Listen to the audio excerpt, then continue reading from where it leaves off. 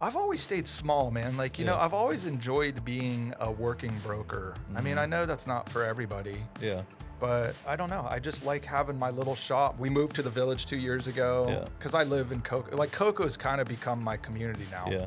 I was a Merritt Island guy my whole life, but like when we moved over, I mean, all my kids went to Cocoa High. Amy's been there for 10 years. Like we really got invested in the community in Cocoa, and it's kind of become like our little spot.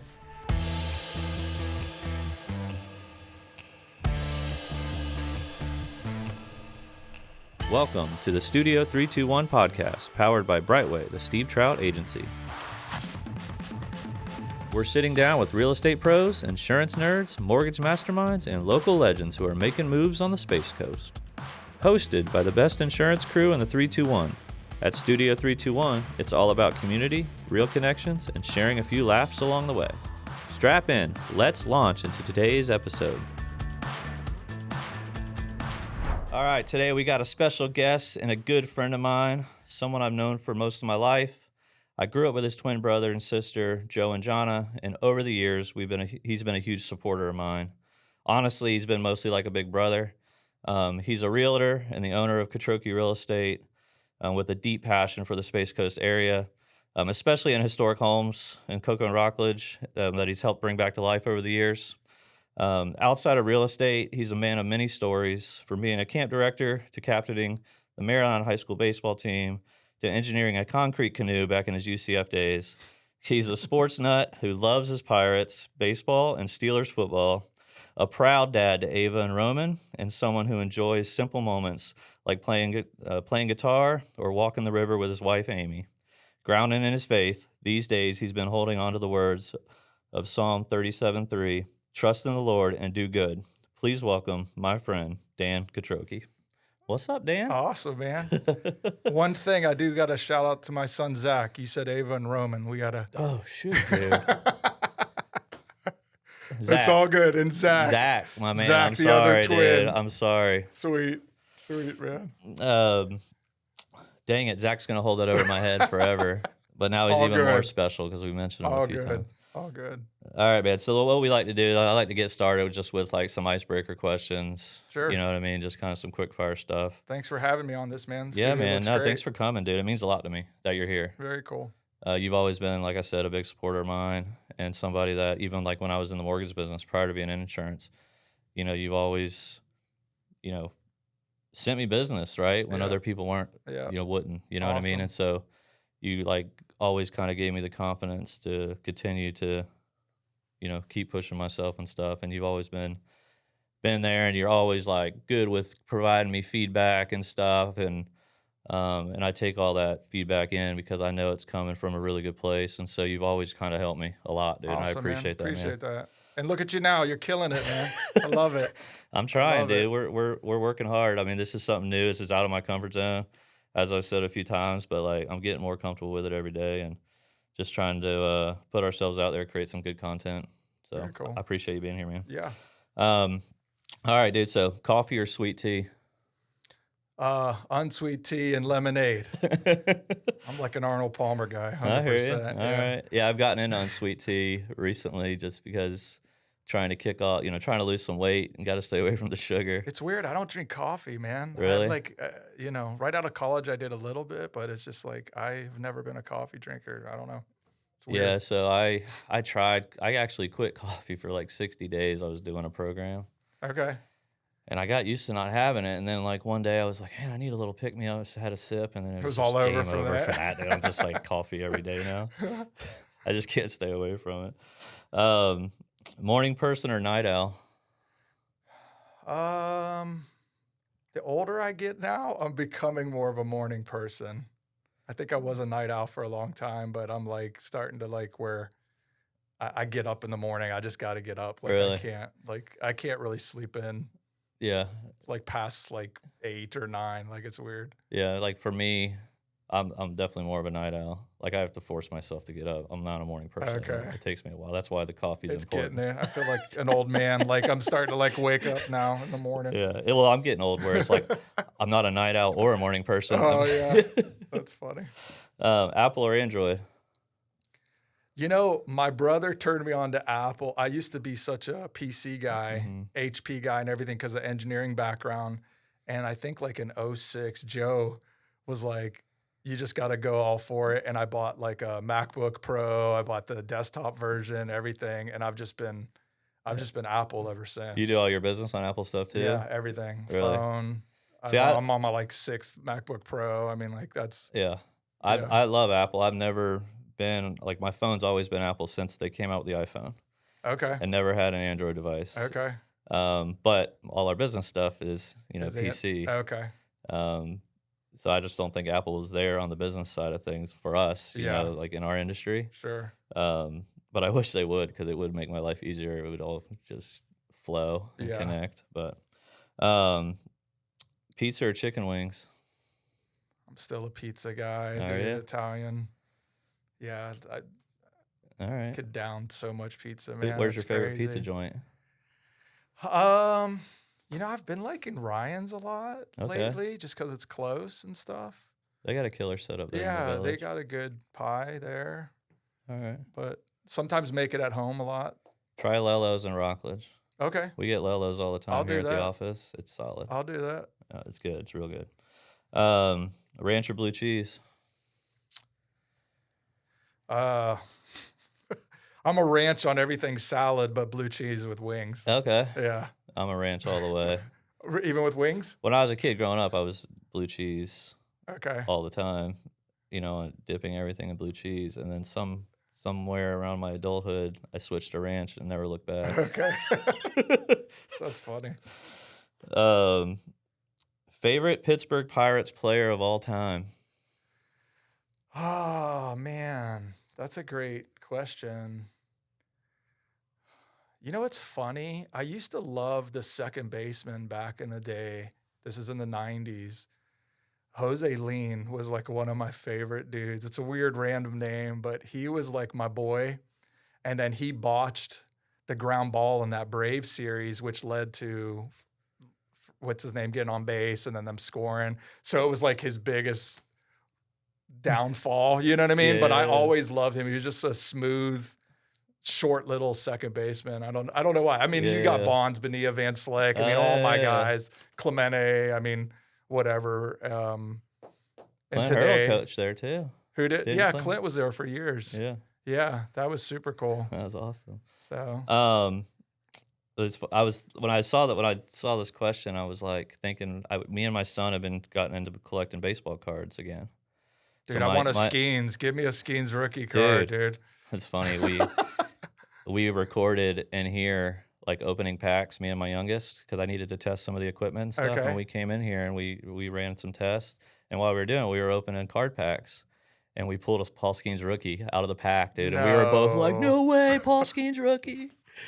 That's awesome. But it's been super cool. He's 9 now. And like he loves baseball, super big baseball player. And so we've gotten into collecting. Like I collected when I was a kid. Oh yeah, dude. And we just picked it back up, and it's gotten real popular again. Nice. It fell off for like 20 years where cards weren't worth nothing, and now they got value again. Cool. And I gotta pull out some of my old stuff. So he's been calling my brother Nate, going, Uncle Nate, can I go through your cards? He's calling my dad. My dad's got like old Hank Aaron's and stuff, dude, that's cool. So it's been super fun doing that with him. But the reason I was saying that is because my dad's got some Bob Clemente's cards from when he played for the Pirates. Wow. Like, some old good Bob cards. Yeah. And so that's why I brought that up. But Roberto. Yeah. Yep. Yeah, and I guess my dad was telling me on his baseball cards he was Bob Clemente. Oh, that's funny. So like on the older cards it was Bob. That's interesting. Yeah. Steelers win the Super Bowl or Pirates win the World Series? Like what's going to happen next? Or what would you want? Oh, Pirates, 100%, dude. Steelers got me 2 in my. I always joke and say Steelers got me 2 in my lifetime. That's all I need. I don't care. Or like in the time that I it's like come on, Pirates, I need you. I need a Pirates, dude. Awesome. I mean, 93 was the last time they were even close, and it's so irrelevant. My brother lives up there now, Joe, and I call him all the time, and he said the city's like in an uproar. There's like planes flying and billboards that are saying sell the team to nutting because he's not buying anything. And we got Skeens, which is like such a huge. He's such a beast, dude. I love watching him play.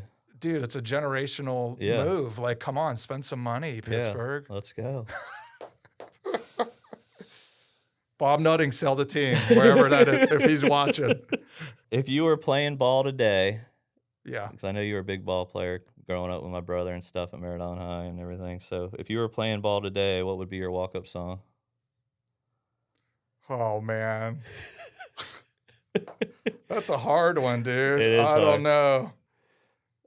Probably like Sad But True by Metallica or something. That one's still like, gun, gun, gun, gun, gun. So I don't know. Probably something like that. That's or, awesome. Because now or some praise song. Was it big you know? back then? Did you guys have walk-up songs back then? Did they do that? Because now, like, even in Little League and, like, with the kids and stuff and at Merritt Island, everybody has, like, their own walk-up song. I know. I went to, like, my cousin's little T-ball, and they're, like, playing song. I think it's great. That is awesome. What is your go-to guitar song? Yellow Ledbetter by Pearl Jam. All right. So you're just, when you grab it, you're just jamming it? Yeah. How long have you been playing guitar? Oh, I took lessons when I was real little and then stopped. Like, I probably like from like 6 or 7, I'm guessing, and then stopped like around 12 or whatever. And then I remember like some of Joe's buddies would come over and they were taking lessons and they were like, check out these rock songs. Like they're playing STP, Stone Temple Pilots and all these different things. And I'm like, no way. So like it got me back into it. I got back into it in college. And then I played in a worship band in college for many years. And then at my church for like 16 years, I was Mr. Dan, the kids praise guy. And so I love it. Yeah, I mean, awesome.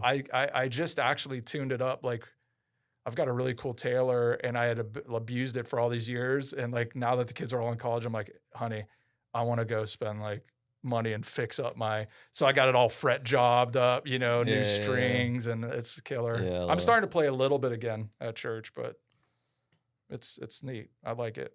No, very cool. That's always something I wish, I don't have any musical ability at all, but it's one of those things like cool outlet. Yeah. Well, you're sitting around the fire or something. Like if I could play the guitar, like it'd be so cool. Like it's the one thing that you could do it, man. If I could like do it, like that would be the one thing I want to do. Like give it a year. I know so many people from church, like kids, ladies, whatever, that have like just slowly picked it up. And once you start getting the rhythm and stuff and a couple chord progressions, I mean, I remember you can really, I mean, it's one of to me, it's probably less daunting. Like piano seems like, oh man, I like what? Yeah. But guitar, you could one of the do easier it. ones to pick up. I think so. All right. So this next question, being married 17 years like I have, there's really only one right answer to this next question. Okay. So I'm sure you'll get it right. Yes. Walk on the river with Amy or front row at a baseball game? Walk on the river with Amy. Nice. I was like the only other answer is Amy with you at the baseball game. Yeah, and she's done that quite a few times. We actually saw Skeens this year. I took her to spring training. We sat because you can get cheap front row tickets at a spring training game. We were right there with Skeens pitching and all the guys. So. I don't know if you ever saw the pictures that we posted, but we went to a Boston Red Sox game. I think I did. And they were playing Mike Trout. Yes, I saw that, and he got the autograph. Callan had all his Mike Trout gear on, and he had the hat and everything. And Mike Trout saw him off to the side. He was like hanging over the rail. It was like pre-game, when they're warming up and stuff. And he went over to him? And he went down to the sideline, like hanging over the rail. And I guess there was like all these adults lined up trying to get autographs. And he went straight to Callan and signed his hat. That's so cool. It was so cool, dude. And I was like, did you tell him you're a Trout? He's like, Dad, I literally didn't. Like, I froze. Like, I didn't say anything. I mean, out of everything, I'm Trout. Yeah, they like, I mean, I'm like, you got to at least say you got their same last name. Yeah, that's cool. No, but he was super stoked, dude. He was smiling ear to ear. That like made his year. That's cool. So we like framed the hat. It's like in a case in his room, out on display. That's killer. Yeah, Amy, walking with her, I really enjoy that. 25 years this year for us, man. That's awesome. Yeah, married in 2000, so very cool. That's a feat in itself, man. Yeah. She's awesome. Marriage can be tough. Dude, Amy is awesome, by the way. So Thank you. I ran into her. She's now at Jefferson. This is her first year starting at Jefferson as a speech therapist. Yeah. I walked in as part of like signing Carter up and walking around with him or whatever, and she was greeting everybody. I was like, Amy, I didn't know you were here. Like she's just an absolute She's been sweetheart. at Cocoa and Rockledge all these years, and it's funny because a lot of my connections growing up was always Merritt Island. You know? So now I'm like, honey, you're going to see all kind of people, you know, coming in that I've talked about or whatever. Oh, yeah. She's going to be like, geez, these Quattrocchis, you know? Well, she knows. It's funny. She goes, if they could say your name correctly, I know they know you. Yeah, or like, you know, they'll come up, they'll be like, do you know Dan Quattrocchi? And she'll be like, you said that right, you know? I remember when I was a kid growing up with your brother, like your guys' name is super hard to spell, but I knew how to spell it. And everybody's like, how do you know how to spell it? It was like a game. Like if you knew how to spell it, you knew you were like good friends with Joe. You know what I mean? I'm so lazy these days. I just say Dan Q all the time. Yeah, that's what I call you, Dan Q. Yeah. You're all that. That's when you call me. It's funny. My kids are like, Dad, you could just say Dan. Like, why do you say Dan Q when you text us? I'm like, I just got in the habit of just saying it so much. Like, it's funny. One word your kids would use to describe you. Oh, intense. I can see that, yeah. I can see I that. don't know. I can Probably see you just in the being like home. passionate about every topic, you know? You're Yeah, just like loud. I don't know. Well, you get that from mom. A little bit. Yeah, you know. She was a hustler. Yeah. Back in her day, and I mean, she Absolutely. never stopped. Absolutely. She was go. All right, so if someone visits Brevard County for the first time, where's the first place you take them? Like, say you got a client coming from out of town. Well, now it's kind of cool. I moved my office to the Village. Oh, yeah. So it actually works out perfect. A lot of times when they come in, I love where it's just like, hey, let's grab a coffee or a tea or Arnold Palmer or something. Honestly, the Village would probably be like top 3 on people's list to take somebody. I mean, then they come, you're already there, and they meet me in my office, and it's kind of nice. So yeah, no, that's awesome. That's really the first place. And I've been ending up down River Road a lot. You know, a lot of people don't know some of that area back there. They just get set on something else. I'm like, come on, let me show you some of this. Yeah, let's look around. Yeah. Yeah. So no, the Village is. I love the Village. It's one of me and Diana's favorite spots to just go and walk around. Yeah, it's nice. A lot of cool little shops, you know, really good restaurants. We like Pub Americana there on the corner. Yeah, I've been there with Nate a few times. All right, man, last one. This one's probably a little bit trickier, but if you could have dinner with any 3 people, dead or alive, who would they be? I don't know, man. Like, oh, you know what?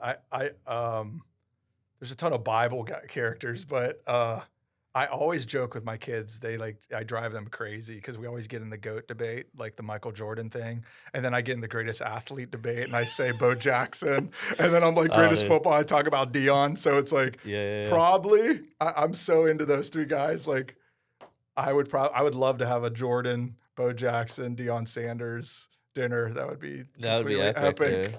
Literally probably the 3 best athletes to ever do anything. I mean, yeah. Maybe throw in Tiger Woods if we get a 4th person I know. or something. That would be like. But I agree with the Bo Jackson thing. I've always felt like he's the best athlete to ever play the game. Oh, yeah, dude.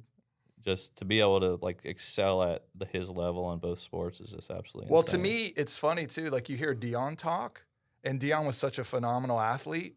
And when he says Bo was next, it's like, you know what I mean? When it's coming from him, when he's like, Bo is like the best thing I've ever seen. And you're just like, dude, come on. Yeah. Like, whose opinion am I going to take? Deion Sanders or some like one of my buddies? Like, whatever, dude. Yeah, exactly. So I know you got your civil engineering degree from UCF. Mm-hmm. And then can kind of take us from there. So like post UCF, how did you get into real estate? How did the Quattrocchi real estate thing get started? You know, how did you get to where you are today? Okay. So mom had started in real estate like when I was finishing up high school, like around 93, 94, and I left, so I wasn't really a part of that. But she had gotten into it. I guess the kids were getting older and she wanted to do something. And she did really, really well right off the bat. I mean, she's just like built like a saleswoman and whatever. She was great. And I had graduated engineering, was working downtown, was living with Amy. We were married. We both had jobs downtown. It was really cool. It was a cool setup. I really enjoyed living in downtown Orlando and stuff. And I don't know, like I was never a great engineer, I guess. Like I made it through engineering school. Yeah. And I did, you know, I enjoyed things, but like I just remember like looking down at my boss and being like, I don't know that I want to be you when I grow, you know what I mean? Like, or whatever. And then I would hear mom saying,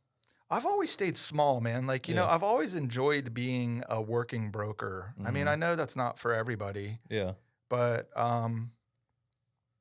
and I don't know. I just like having my little shop, my little thing. And we moved to the village 2 years ago Yeah. because I live in Cocoa. Like Cocoa's kind of become my community now. Yeah. I was a gotta Merritt eat- Island guy my whole life, but Yeah. like when we moved over, I mean, all my kids went to Cocoa High. Amy's been there for 10 years, you know, like we really got invested in the community in Yeah. Cocoa, and it's kind of become like our little spot. And Jimmy and Jonna live over there now Yeah. too. And so it's just kind of become what it is. But I just, you know, I have a great assistant. This year I brought on a transaction coordinator to help too. I have a couple agents. I have Brenda has been with me forever. Jessica joined me recently. Fabiola is like a appraiser I know in Orlando that just holds her license with me. So it's like I've always stayed real small, but Yeah. just plugging away, man. I mean, just same old for me. I don't have any No, aspirations to take over the world or anything. No. But I'm just but I think you guys are doing it right, man. Like, I really do. Like, outside looking in, I mean, everything you guys do is top notch. thank you. You know what I mean? From even like the office space to like the video content you've been putting out with some of the historic home stuff. Like, you guys do things right. You know what I mean? And you take your time. And I would imagine being a small brokerage like that, your client gets a little more personal, you know, Sure. personal feel, you know, Sure. than just being with a large brokerage where you're just another transaction. Right. You know what I mean? So Sure. definitely thank you set for you that. apart. You know what I mean? For sure. So I know you have gotten into like historical home stuff a little bit more. I know here, like a lot of like as of recent, a lot of deals that you've been sending over have been more Well, like because I older call homes and you stuff. crying that you can't insure any of them. That's why. It kind of has just happened over the year, like working that area. It just is like there's a lot of those cool houses, and I gravitate to them. I got like really into just learning the history and Yeah. reading books about them, and I've done some really cool properties. Like there was one bed and breakfast like right in the heart of by Cocoa Library there on Mitchell Street, and then another few down the river.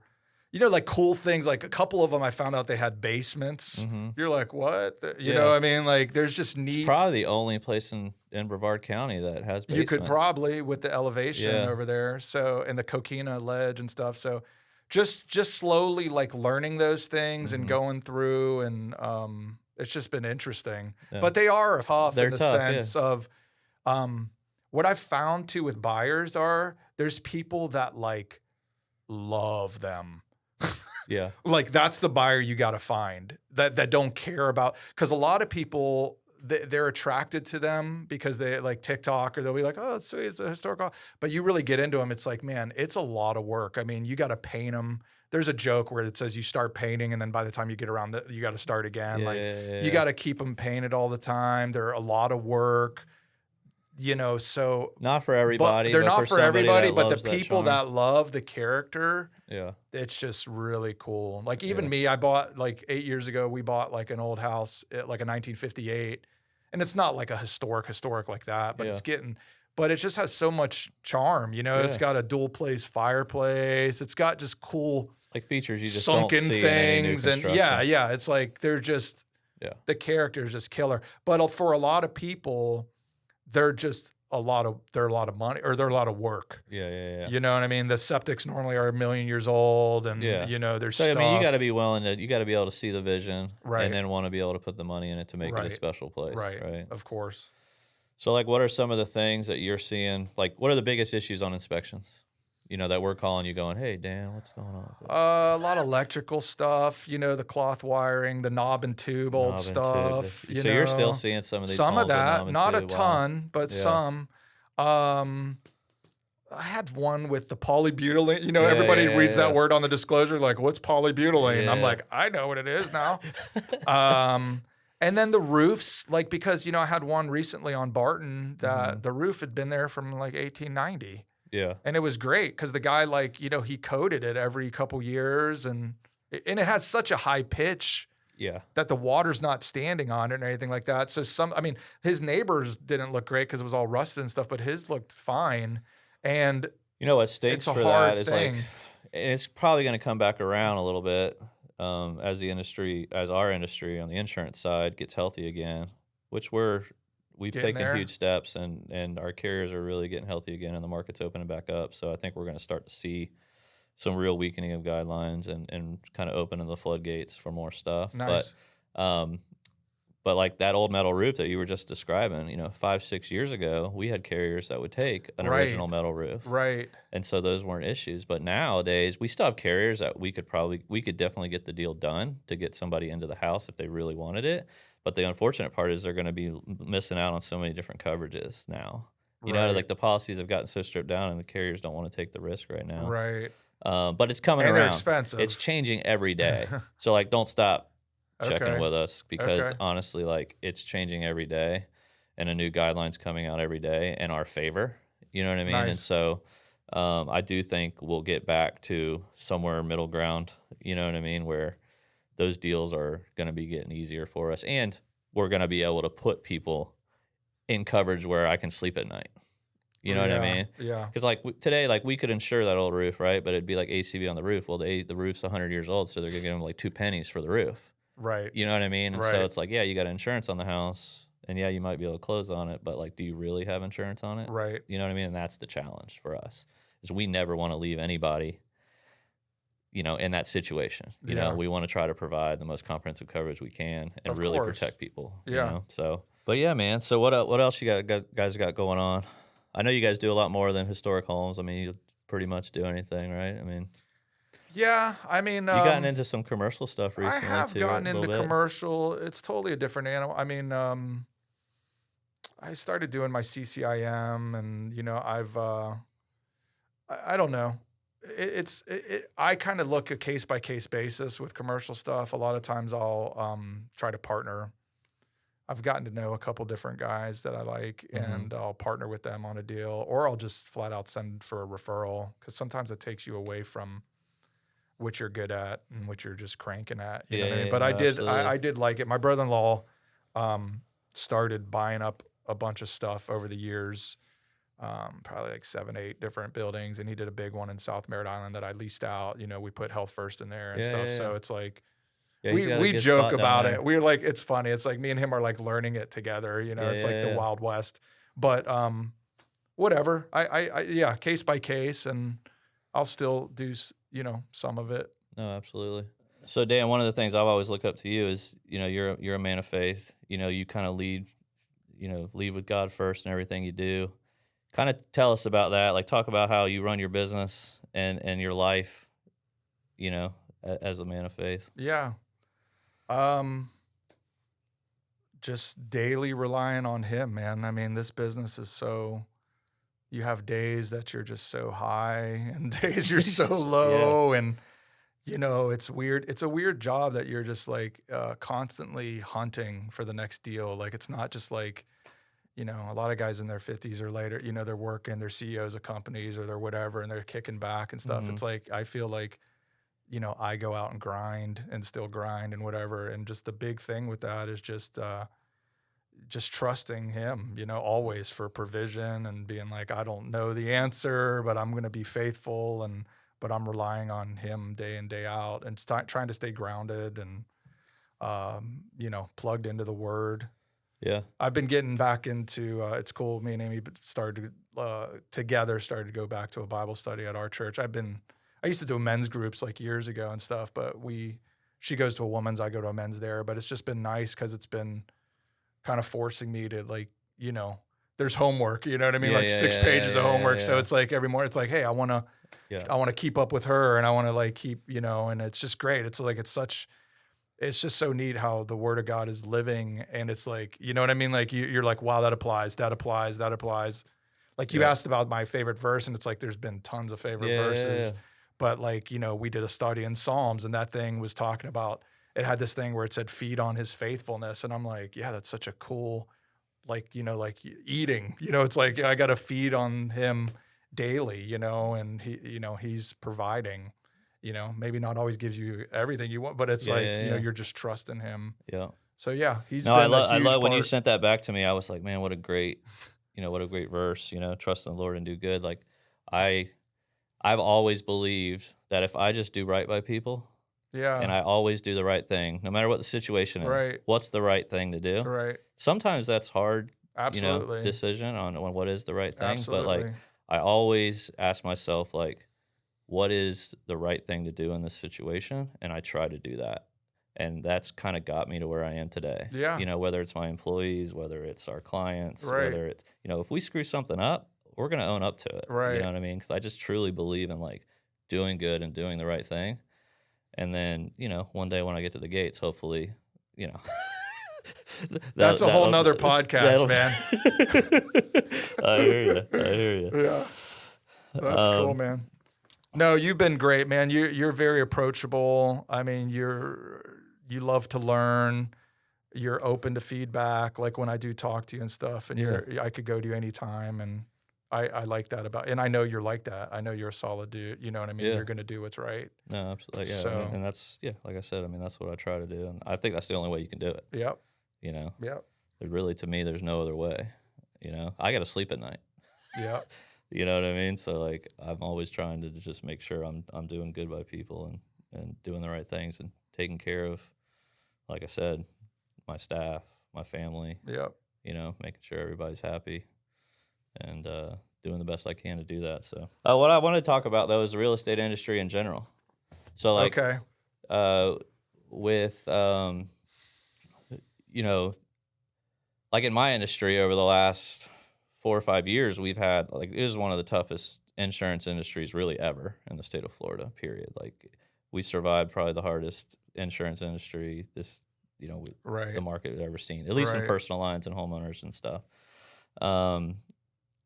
But real estate has really been really resilient over the last 5 years, even with interest rates up and insurance rates up. I kept thinking man, this is going to slow down the market. And it has a little bit. It's tapered off, and definitely aren't seeing house prices go up as much anymore. They've kind of flattened. Right. But I kind of wanted to hear from you on what you think the next few years holds for the Space Coast and kind of what you're seeing in the market.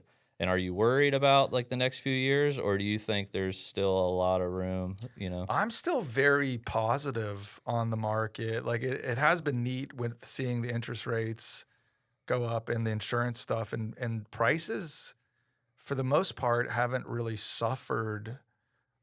There's so many people that are sitting back going man, I'll just wait for it to crash. And I'm it really hasn't. Things have slowed down. People have come off of high prices, but it really hasn't. The baseline is kind of stuck. And I don't know, I saw a lot of stuff to guys that are all in the space industry, because actually a lot of them like that little area over mainland east of US 1 too. And a lot of them are very bullish on you know what I mean? When you talk to them, they're like, oh, dude, you don't even know what's going on out there. Because I'm not out there every day. They're they're doing this other thing, starting this launch pad, this other, it's it's kind of cool to hear them talk because they're excited about what's happening out there. No, absolutely. It's a little nerve-wracking to know it's two guys that are just private entities doing it that can pull the plug anytime. But I don't know. I don't know. I still am positive. I think the city, maybe getting this Bright Line thing by Cocoa where we're at, and absolutely. The port's still doing really well. And then you got all the stuff down in L3 Harris, the whole Embrar, whatever, the whole stuff down in Melbourne too. So there's no, I think our area is going to still do well. And then you still got people from up north that are just programmed to come here, dude. They're just programmed. Yeah. Just like us Floridians are programmed to go play in the mountains in North Carolina for a week. They're just New Jersey, New York, Pittsburgh, whatever. They're just I'm retiring in Florida, get me out of here. Or I'm coming to Florida, or I want to move to Florida. Yeah. So it's and I still think, correct me if I'm wrong. I mean, maybe it's changed a little bit over the years with prices what they are now for for homes, but I still think we're pretty affordable compared to the Northeast and stuff. So I feel people come down here and it's a discount, right? And even other parts of Florida. I just sold a house to a guy, and his dad was a builder in Sarasota, and he came over and was kind of man, I see this area almost like Sarasota was 20 years ago. Or you know what I mean? He's in an area where it's all high, but you know, when you hear stuff like that, you're kind of like, it's funny because we're such Brevard guys. We've been here forever. Like, I still can't get over prices myself a lot of times. Like, I'm like, oh my gosh, what? You know, like, Yeah. you could buy a river house for, you know, I mean, like just from like, we Yeah. have that like built into us because we've been in Brevard for so long. Yeah. But like, yeah, the people from other areas are kind of like, You mean I can have that for 1.2 Yeah. million? You know what I mean? Like, yeah, I get it. so I'm positive on it. I Yeah. think it's going to still do okay. Yeah, if man. your insurance stuff continues to do good. Yeah, I mean, I think, like I said, like we're getting healthy, so I think it is Yeah. going to help the market a little bit. You know, insurance isn't going to be. At least people don't have to worry about too much more increase, in my opinion. Okay. Like they're getting back to profitability. Some of the laws that went into place, you know, with the roofs and stuff have definitely helped.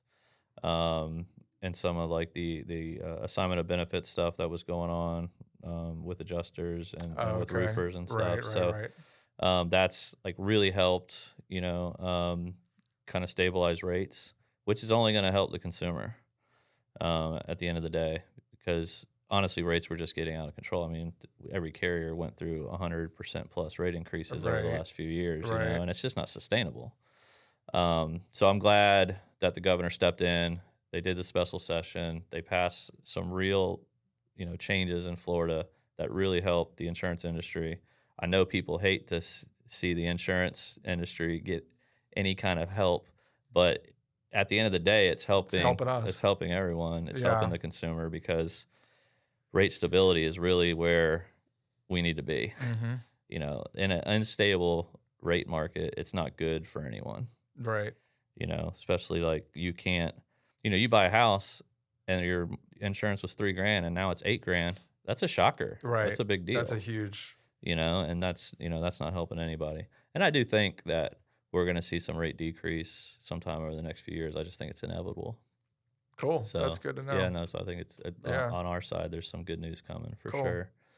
And then on the real estate side, like my only concern is, like, I do think our economy is probably better off than most, especially in Florida, like with the Space Coast and all the industry we have coming here. Like you mentioned, Brightline. Like I love the idea of Brightline. I know some people are, you know, there's two sides of the coin on that. I kind of love with it. I love it. Like, but I'm a progress guy. Like I'm like, let's make some progress, you know, like keep moving forward. Cause I feel like as soon as we stop making progress, that's when things, you know, slow down for the marketplace. But I love it. Selfishly, like I want to go to a Miami Heat game and get on it from Cocoa. I want to go see my brother-in-law in Tampa and get on it from Cocoa. You know what I mean? Like, so selfishly, I really want it for those reasons. Me and my dad took it like a year or so ago to go see Ava run down in Fort Lauderdale. Oh, cool. So like we just went to Orlando, jumped on, got an Uber, you know, went to go see her run, jump back, took her back home on it. So it was cool. Is it, with it being in Orlando, is there any benefit there, or is it just more for like just the experience that you did it? You know what I'm saying? Like, did it save you any time, or was it just like a cool I just wanted to do it. I didn't want to drive in Miami traffic. I've been down to her meets down there, and I wanted to bring him along. It was like, it wasn't really like I think the time it was about the same, but it's neat because you're working. Like I have my laptop and we could talk and just chill. Yeah. You're not stressed out driving through traffic down there. And then, so it was an enjoyable trip and it was comfy. Like I think if it was in Cocoa though, I would actually ride it quite a bit. Oh yeah. Like we would plan stuff around it for sure. Right. Go spend the day down south. Right. Absolutely. Yeah. Cool. But no, so one of the other topics I want to talk about was like, I think the biggest thing that plagues our market for real estate is affordability. Like I know, like jobs don't keep up with the prices, you know? So like I have a fear, you know, I have three kids, you have 3 kids, you know, I fear. Shout out to Zach. Yeah. Zach, what's up, man? Sorry, brother. Gosh, dude, I might even have to like redo the intro. I'm embarrassed actually, but no, it's good. But yeah, man. So like, I actually have a fear for my kids to be able to buy a home. Sure.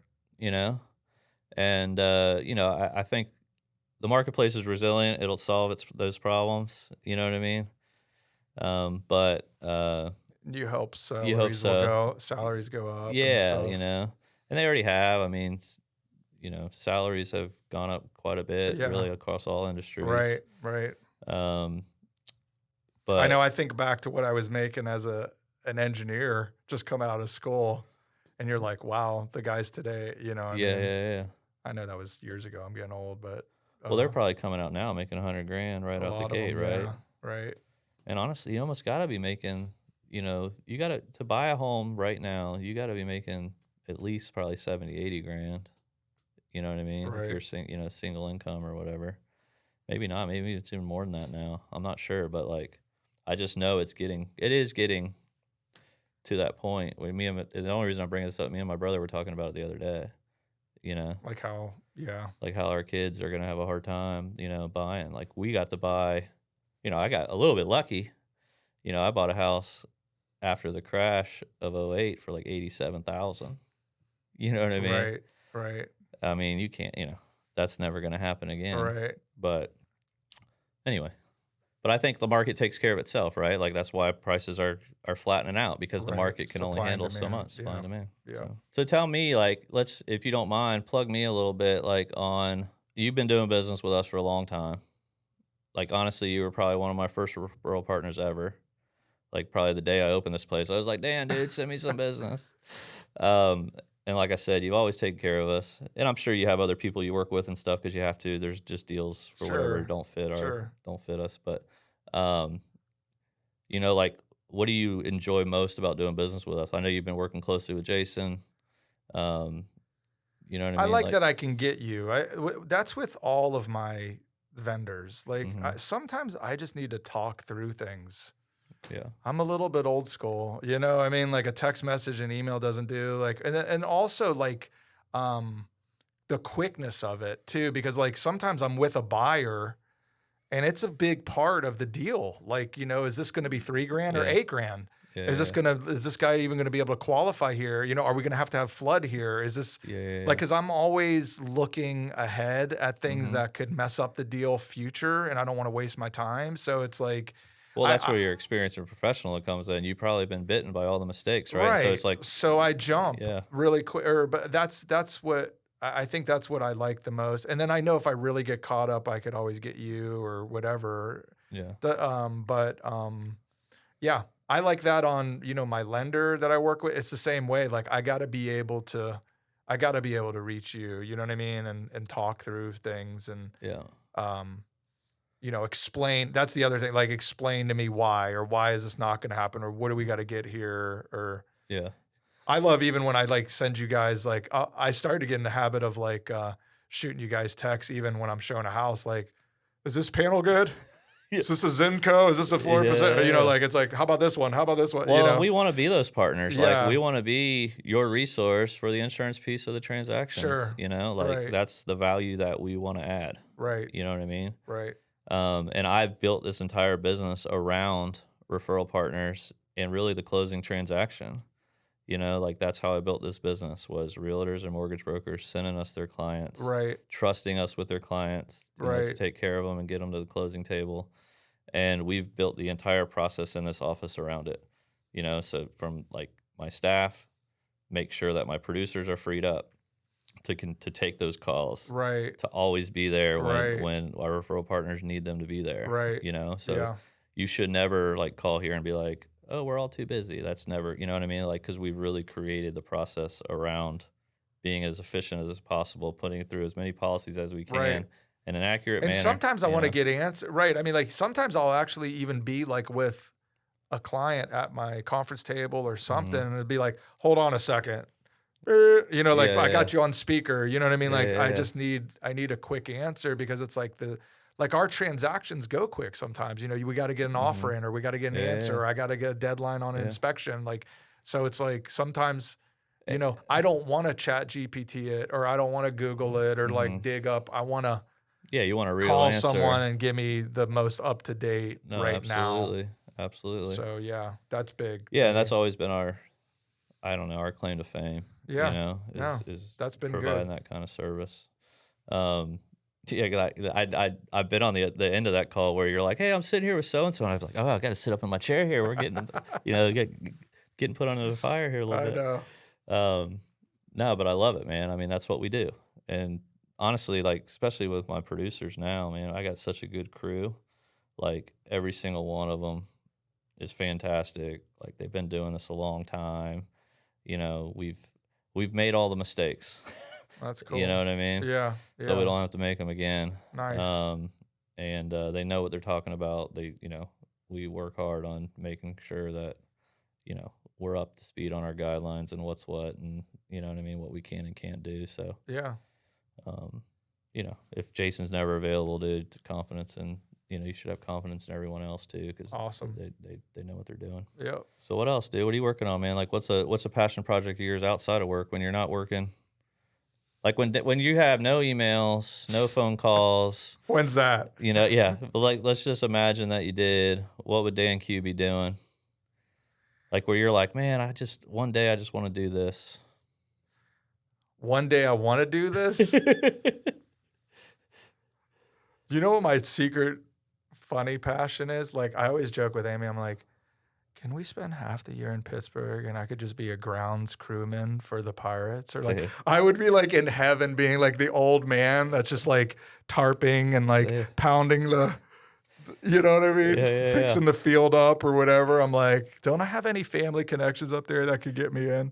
I would love to retire. And I feel like I miss my calling a lot. Dude, I would love to have worked for a baseball team or like something like that. Like even the guy, I dragged all the family when we were up there in November. I could see you being like the ultimate like equipment manager or something. So you got to rub down like 100 baseballs. What was I going to say?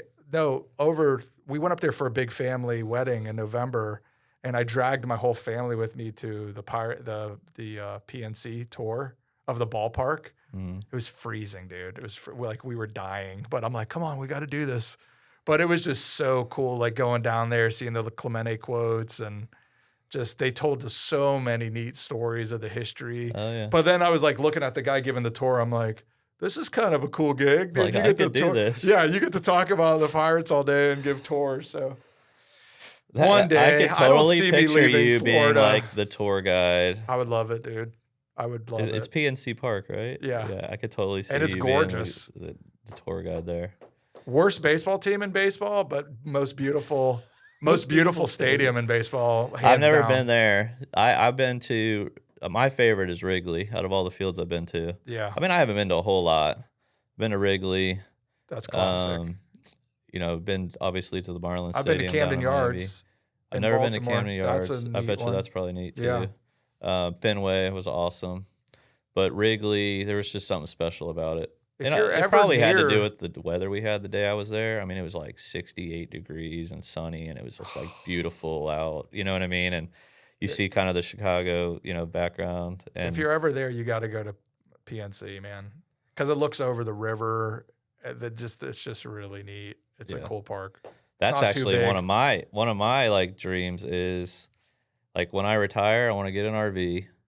Me and Diana literally go see every ballpark, and I want the map in my RV where I get to pin it every time you know what I mean? Like that would be killer. Like that's literally like what I want to do. Yeah. Because like I could kill two. I could make Diana happy because we'll see all the sights, and then we'll sneak in some ball games at all the stadiums on the way. You know, that's cool. That's funny. But that's what I want to do. And you were talking about the groundskeeping thing, like. Dude, like this business was tough for me. Like 2, 3 or 4 years ago, like this market sucked. Like there's just no candy coating it. Yeah. Like it was hard to come in the office every day. It was not fun. And one of the things that was like my stress relief was mowing my yard on the weekends. It sounds silly, dude, but I would get on my riding mower at 3 acres and just put on my headphones and just tune out for like 2 hours, 3 hours, dude. And like eventually my mower. I'm with you. I don't like mowing anymore, but I do all the beds and you know, fertilizing and trimming the crepe myrtles. But some people were like, I can't believe you still mow your yard. I'm like, dude, it's just like it's therapeutic. It's my therapy. Yeah. So, but could you imagine doing it at a ballpark? But now that my kids are like really into sports and we're like getting pulled in 900 different directions on the weekends, I ended up hiring somebody. But it's hard. When they were a little younger, I was able to do it. Yeah. Yeah. But hey, man, dude, we're out about time, dude. I can't thank you enough, man, for coming in. This was fun. You're, you know, definitely on the short list of people that I wanted to have in as I kind of get going on this journey. Man, I can't thank you enough, dude. Thank you, man. And for all the years, all the support, answering those calls and everything, man. I appreciate you guys and your team for sure. Yeah, man. Appreciate you, Dan. Love you, dude. Thanks, man. That's a wrap for this episode of the Studio 321 podcast, powered by Brightway, the Steve Trout Agency. We can't thank you enough for being part of our journey. If you enjoyed this episode, be sure to subscribe, leave us a review, and share it with a friend. Until next time, 3, 2, 1, we're out.